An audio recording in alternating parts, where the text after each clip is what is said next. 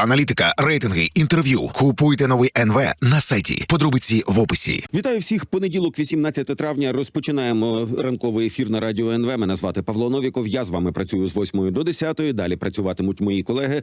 Приєднуйтесь до нашої трансляції на Ютубі. Підписуйтесь на Ютуб канал Радіо НВ. Нас тут уже понад 1,5 мільйони розумної аудиторії. Ну і власне кожного ранку ми запрошуємо вас до голосування на сайті radio.nv.ua. Сьогоднішнє запитання таке: чи може учорашня атака на Москву щось ідеологічно змінити в Російській Федерації? Варіанти, які ми пропонуємо, може, бо вчора вже бачили багато запитань від москвичів і так званих замкадишей. А як же так? Другий варіант: могло би, якби в Росії була хоч якась опозиція. Ну і варіант номер 3: їм просто заборонять дивитися вгору під страхом в'язниці. Голосуйте на сайті radio.nv.ua. Ближче до 10-ї години будемо підбивати підсумки голосування. Ну і зараз з нами на зв'язку директор з розвитку оборонного підприємства, офіцер повітряних сил в резерві Анатолій Храпчинський. Пане Анатолію, вітаю в ефірі. Слава Україні! Героям слава, доброго ранку всім. Почнемо, звісно, з поезії, яка мені дуже сподобалась сьогодні зранку. Воно звучить так, мовою оригіналу. Я вчора спросил Светлану: СВО идет по плану? І ответила мені Света: да, но хімок більше нету. Це так, якщо посміятися з того, що як росіяни коментували учорашні прильоти і прольоти. Так от, напередодні російське Міноборони прозвітувало зранку про знищення понад 550 безпілотників. Потім далі уже було сказано ними ж, що за добу російське ППО збило 1054 українські безпілотники, 8 керованих авіаційних бомб і 2 ракети. Зокрема, ракету «Фламінго» і керована ракета великої дальності «Нептун МД». При тому, що з українського боку про це не повідомлялось. Якщо говорити про учорашній доліт до Підмосков'я і навіть до деяких там райончиків на околицях самої Москви, як на це дивитися з військової точки зору, тому що і об'єкти були непоганими. Як ви це оцінюєте? Ну, мабуть, давайте почнемо з кількості застосованих засобів ураження. Якщо ми кажемо, наприклад, про 600 БПЛА, навіть якщо припускаємо, що це було 600 БПЛА за 6-8 годин, то в середньому це виходить десь 75-100 БПЛА на годину. Тобто дві цілі лише в одному секторі, там з кожною там секундою в хвилину. Знов таки, давайте повернемо, що це суттєве навантаження для протиповітряної оборони. Тут, мабуть, важливо не там щохвилини, щоб були дрони, а з групами по 20, по 50 дронів, коли заходять в один сектор. Давайте пригадаємо, що ОСІН-спільнота дуже допомогла нам з оприлюдненими інформації, як розташовані системи протиповітряної оборони навколо Москви. Тобто ці два кола з «Панцирі», «Торов», з С-300, С-350 – це все те, що надає можливість нам розуміти, яка роздільна можливість виявляти повітряні цілі і супроводжувати. І коли ми кажемо про засоби ураження на кшталт малопомітних, малорозмірних засобів, на кшталт безпілотників наших тих же самих там і «Лютий», і FP-1, то тут треба зрозуміти, що це ціль, яка виявляється на малій дистанції. Тому що так склалося, що системи протиповітряної оборони, які є зараз у Москві, вони більше призначені, були готові перехоплювати, наприклад, крилаті ракети, готові були перехоплювати літаки, але не малопомітні, малорозмірні безпілотники. І це це ускладнює перехоплення, створює наступну проблему, що більшість систем починають виключати систему свій-чужий для того, щоб виявляти будь-що, що знаходиться в повітряному просторі. А якщо пригадати, наприклад, як російські концерни військові здавали в експлуатацію свої вироби, навіть той самий «Панцир», який для того, щоб пройшов умовно кодифікацію або доступ до експлуатації в Збройних силах Російської Федерації, повітряні сили обгортали фольгою для того, щоб вони краще світилися і краще збивалися. Тому розуміємо, як працює система протиповітряної оборони Російської Федерації. І тут насправді відбуваються удари по низці регіонів, які є важливими для росіян, тому що практично уся Московська область навколо Москви побудована велика кількість різноманітних заводів: Дубінська, Раменська, Корольова, де виготовляють електроніку, виготовляють ракети Х-101. Це те, що летить по території України. І після такого масованого обстрілу Я думаю, найголовнішою тезою, яка повинна звучати, це насправді Україна дозволила Росії на 9 травня провести парад. Тому що якщо б ми захотіли би на 9 травня, саме такий масований був обстріл. І тут знов таки давайте зауважимо, що навіть після цього параду росіяни не переводили, не передислоковували більшість своїх систем протиповітряної оборони, розуміючи, що все одно повітряний напад буде. Але навіть в умовах, коли більшість систем протиповітряної оборони була стягнута в московський регіон, Росія не змогла відбити цю атаку. Так, відповідно, то можна казати про те, що ми ж не побачили там великі підприємства уражені, там знищені з обличчя землі. Але тут треба зрозуміти математику війни. Ми дуже часто рахуємо, там в суспільстві існує думка, що якщо запустили 10 ракет, а 2 ракети прилетіло, це неефективно. Давайте порахуємо, скільки систем протиповітряної оборони відпрацювало під час прольоту цієї ракети до цілі. Тобто ми кажемо про ракети-інтерцептори для С-300, для «Панцирів», для «Торів». Додатково треба казати про те, що це суттєве навантаження і погіршення роботи систем протиповітряної оборони російської, втома і додатково ще й психологічний ефект, коли росіяни зі своїх балконів фільмують прольот ворожих дронів.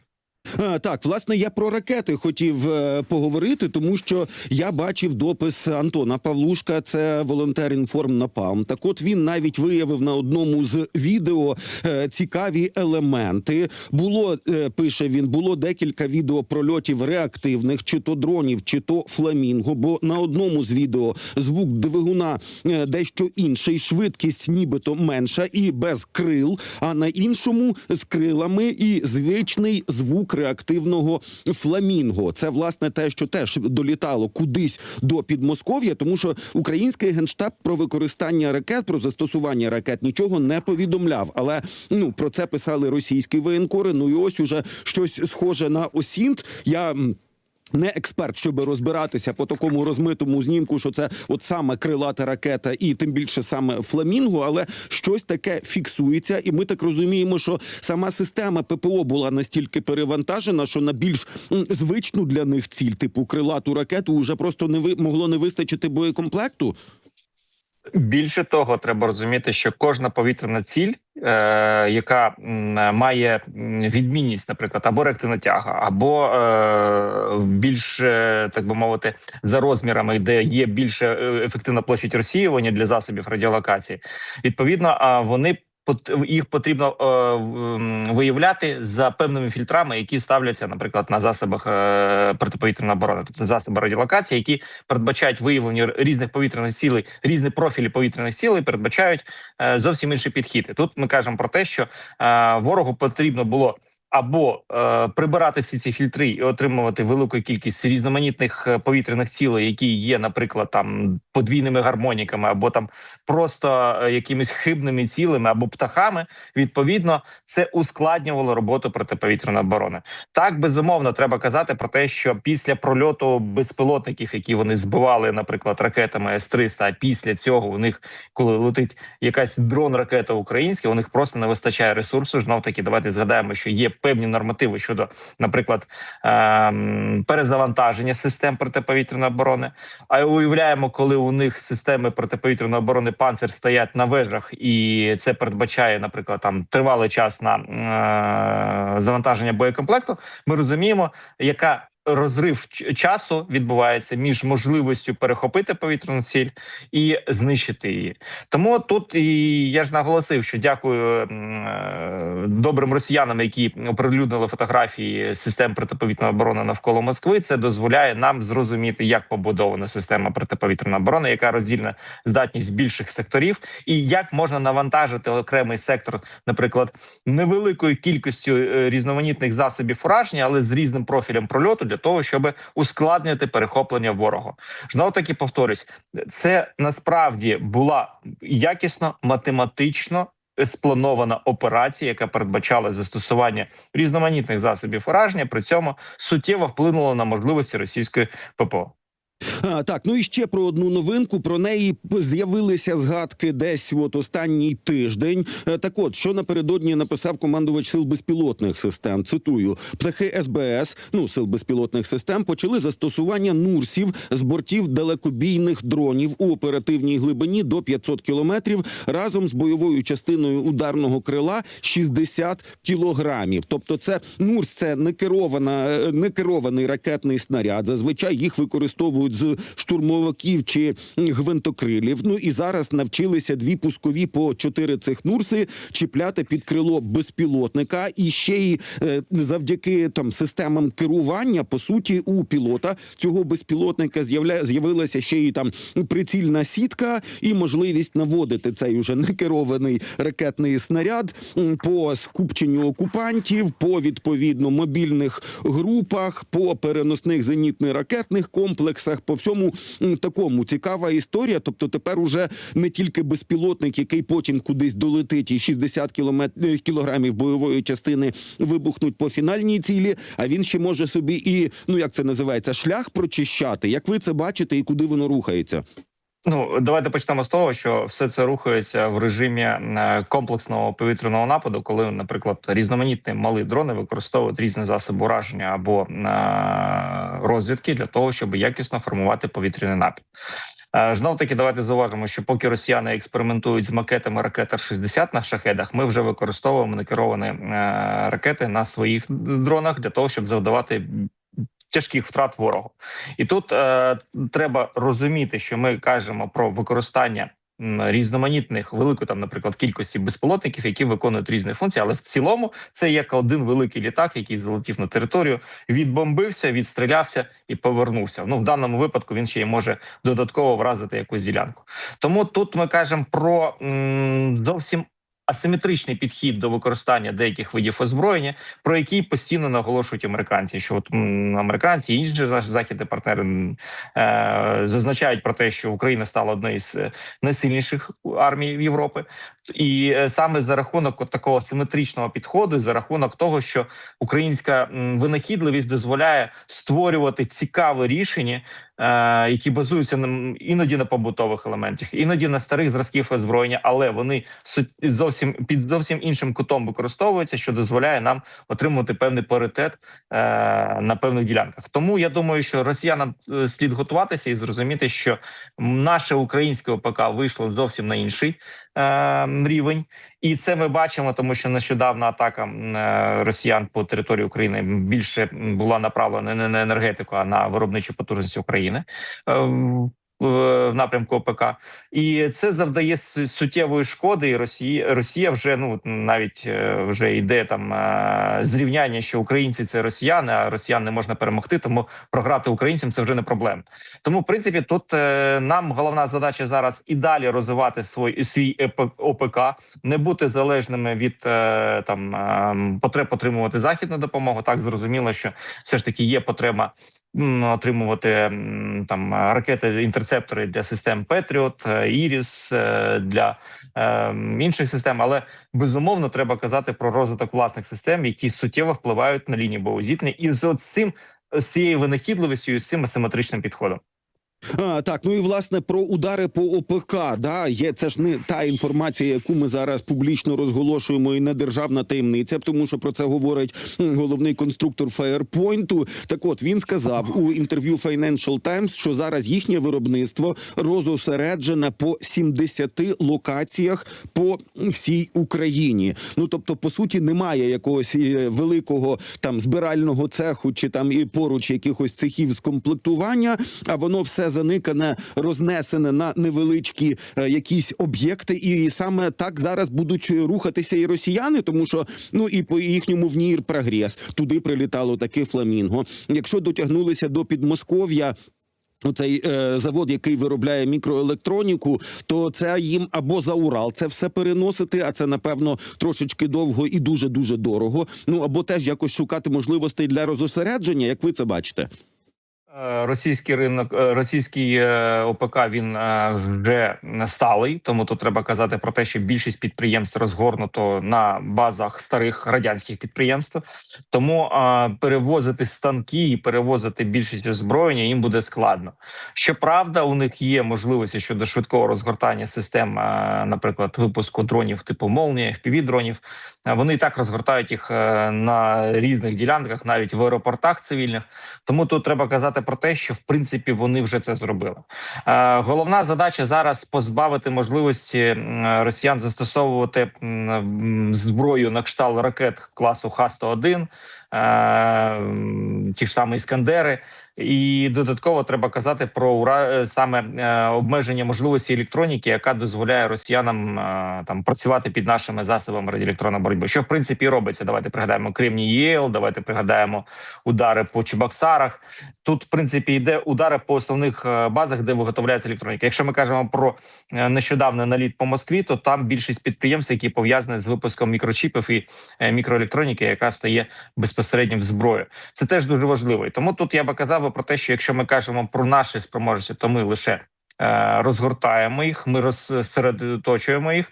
То якщо ми кажемо про, наприклад, про росіян, то це сталий вже ОПК, який випускається на існуючих базах і випускає існуючі продукти, які використовуються з силами оборони. Так, ну і тепер давайте трошечки про тимчасово окупований Крим. Напередодні було повідомлення, що сили безпілотних систем уразили вузол стратегічного захищеного зв'язку у Чорноморського флоту в районі населеного пункту Мирний. Це теж зробили безпілотниками. Ну і далі аеродром Більбек, на якому теж дуже багато чого покришили. От, в принципі, такий, умовно кажучи, контроль повітряного простору над тимчасово окупованим Кримом. Ми вже до цього звикаємо, але я так розумію, що там ще роботи не початий край, в сенсі вибивати є що. Ну, безумовно, треба казати про те, що Крим став вже легкою, умовно легкою здобиччю для українських ударних безпілотників. Більше того, давайте зауважимо, що ми використовуємо навіть надводні безпілотники, які можуть, наприклад, використовувати ударні безпілотники типу FPV типу, які можуть виносити прибережно, наприклад, систему протиповітряної оборони або інші системи. Тому тут, в принципі, Крим став прострілюваним для нас, і росіяни це розуміють, хоча намагаються і далі стягувати туди системи або радіоелектронної боротьби, або системи протиповітряної оборони. Але давайте зважимо, що за останній час те, що ми робимо в Криму, суттєво показує на втрату можливості захистити за рахунок систем протиповітряної оборони. Тобто давайте пригадаємо, скільки систем протиповітряної оборони ми поетапно знищували, а тепер ми бачимо відпрацювання вже по важливих об'єктах. І аеродром Більбек, який, по суті, є військовим об'єктом, де навіть злітно-посадкова смуга дозволяє приземлятися, наприклад, стратегічної авіації, не використовується з такої точки зору. Знову таки, давайте пригадаємо, скільки Міг-31 було знищено в тому ж самому Більбеку. Тому тут я би казав про те, що Крим став прострілюємий, і так ми отримали паритет в повітряному просторі, але за рахунок безпілотних систем, поки що не за рахунок авіації. Дуже дякую за те, що підключились. Дуже дякую за ваші роз'яснення. Нагадаю, аудиторії, на зв'язку з нами був директор з розвитку оборонного підприємства, офіцер повітряних сил в резерві Анатолій Храпчинський. Ну і кілька чисел зі щоденної статистики від Генерального штабу Збройних сил України. Отож, за чим ми стежимо, власне, щоранку. Мінус 1220 в особовому складі, 1 танк, 5 бойових броньованих машин. Знову так непогано. 47 артилерійських систем, 2 реактивні системи залпового вогню, ще 2 чергових засоби протиповітряної оборони, також 1 гелікоптер, ну і різні інші мінуси, зокрема, мінус 5 наземних роботизованих комплексів НРК. Отакі дані містяться у свіжому зведенні від Генерального штабу Збройних сил України. Ну і ще одне цікаве повідомлення, це вже не про тимчасово окупований Крим, але про тимчасово окуповану Херсонщину. Там теж напередодні попрацювали. Значить, було знищено цілу ротаційну зміну співробітників ФСБ на Арабатській стрілці. Це окупована територія Херсонської області, курортний колись регіон, який росіяни перетворили на військовий. Там же і всі там бази відпочинку, і всі там такі оці рекреаційні оздоровчі об'єкти, які на Арабатці були, зараз все віддано російським військовим. Ну так от, там знищено ротаційну зміну співробітників ФСБ, які відповідали за репресії і контррозвідувальний режим на Херсонщині. Вполювати таку ціль, це, я так розумію, теж не так просто, тому що ФСБшники, мали би вміти в розосередження і конспірацію, але щось пішло не так, напевно. Шановні, зараз я пропоную вам прослухати звернення президента України Володимира Зеленського. Як ви розумієте, він записав його напередодні ввечері. Далі у нас новини і далі продовжимо ранковий ефір. Підтримай тих, хто тримає ефір. Одна підписка і незалежна журналістика триває. Долучайтеся до спільноти за посиланням під відео. Радіо НВ. Ми пояснимо все.